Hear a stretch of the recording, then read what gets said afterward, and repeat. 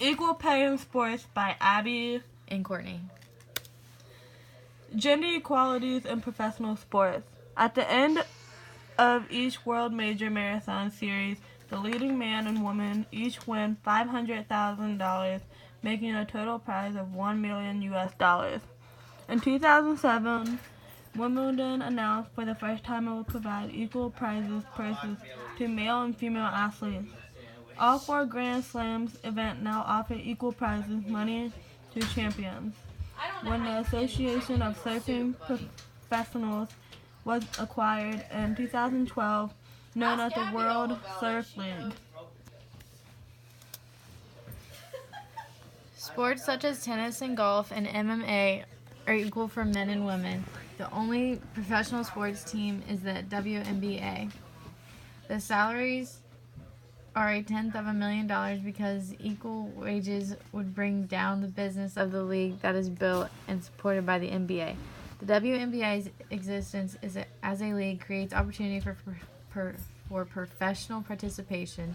The WNBA would rather pay more to promote new players than to keep their star players from taking off the summer. Okay. Prize money was 2014 PGA over $340 million. Is more than 5 times that of the new high for the 2015 LPGA Tour, $61.6 million. WNBA player in the 2015 season, the minimum salary was $38,913. The maximum salary was $109,500, and the team salary cap in 2012 was $878,000. The NBA player of 2015-2016 season, the minimum salary was $525,093. The maximum salary is $16.407 million, and the team salary cap is an all-time high of $70 million. Women's World Cup, the U.S. women's national team won $2 million, while Germany men's team took home $35 million for winning the 2014 World Cup.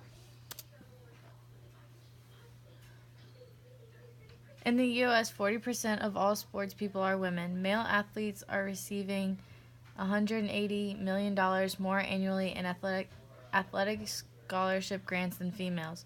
Gender inequality has made steps forward in the 1998 recognition by the UNESCO Organization of Physical Activity in Sports as a basic human right.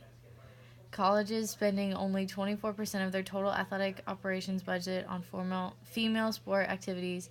Colleges and universities spend 16% of their scholarship and grant budgets on female athletes. Why should we care about gender pay gap in professional sports? A Women's National Basketball Association player maximum salary is $1,100,500, while the minimum salary for an NBA player is $525,093. The argument has been made that WNBA players make less because the league revenue is less and their season is shorter. U.S. Women's National Soccer Team argues as well. Alex Morgan, Megan Rapinoe, Carly Lloyd, Hope Solo, and Becky Sauerbrunn filed a wage discrimination action with Equal Employment Opportunity Commission against the U.S. Soccer Federation. Low salaries for women is an issue that spreads across every sport, but is slowly changing. In 2007, after 9 years pushing by stars such as Venus Williams, for the first time ever, Wimbledon provided equal prizes to all its female and male athletes. USA's women's soccer team won $2 million for their first place win in the Women's World Cup, while the men's soccer team won $9 million after losing in round 16. Attention on female sports events are growing. The Women's World Cup final match brought 20 to 24 million viewers. On average, women are paid 78% of what men are paid. Even when both gender levels of education and experience are the same, there is still a pay gap. Women surfers will earn the same prize money as male competitors at the World Surf League Championship. In 2014, male surfers won more than double the prize money women earned, making $525,000 compared to $262,500 for female surfers. The drastic change in women's prize money came after the league appointed professional surfer Jessie Miley Dyers as its first female deputy commissioner. Do research on where your state stacks on with other states and write the lawmakers urging them to address gender wages.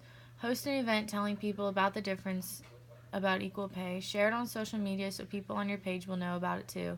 Learn to negotiate your salary and fight for what you want.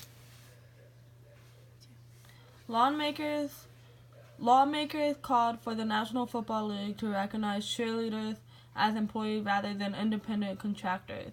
In 2014, the Oakland Raiders were forced to pay their cheerleaders $1.25 million after 90 squad members claimed that they were unpaid and received delayed checks. California was the first state to sign a bill that classifies cheerleaders as employees. The Australian women's soccer team demanded higher pay and benefits after it was revealed in June that the female players make $500 per standard international game while male players make $6,500 a game.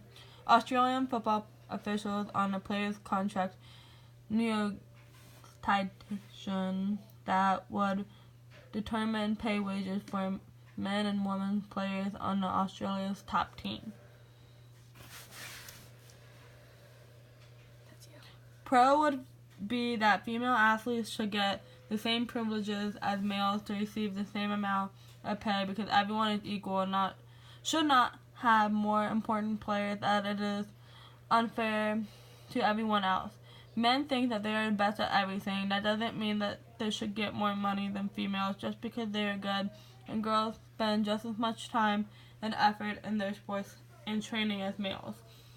Cons is that male athletes earn more money because male sports generate a greater annual revenue. Therefore, teams can afford to pay male athletes a greater amount. Greater revenue means to people in attendance in a stadium, sales of merchandise, media attention, and the fan base of a particular team. Pro, there's mutual respect to create and maintain respect and fairness among different groups in the workplace. There needs to be respect amongst the coworkers, male and female. Con, the state equality requires more laws and state oversight. It is not the job itself not wanting to raise the pay. The Equal Pay Act requires that men and women will pay equally for equal work and all types of pay, including salary, overtime pay, bonuses, stock options, profit sharing, and bonus plans.